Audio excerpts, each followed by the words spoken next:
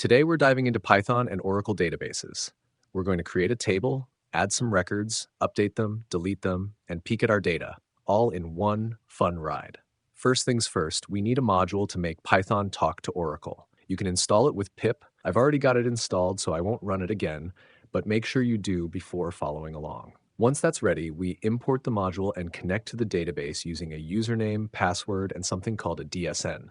The DSN points Python to the right place in your database. Now, where do we get that DSN? You can check by logging in as an admin. I'm using SQL Developer for free, and I connected as sys. There's a quick SQL query you can run to see the service names. Use that for your DSN. With the connection established, we'll switch to the Turtle Code user and create a table with 6 columns.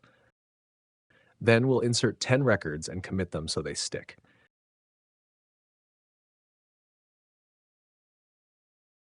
After that, we run a select query and boom, the table is live and ready. Next, let's select the data from Python.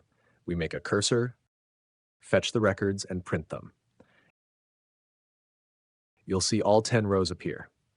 Connecting to an Oracle database and fetching data, it's really that easy. But don't forget, you don't need the whole table every time. You can pick just one row like ID 3 and it works perfectly. Time to add a new record. We'll insert a row with ID 11, then select to make sure it's there. And there it is. ID 11 joins the party. Now for some editing fun. Update time. We change the email of ID 11 and select again to see the update. Yes, the email is updated perfectly. Finally, let's clean up with a delete. We remove the row with ID 11 and select once more. And poof, it's gone.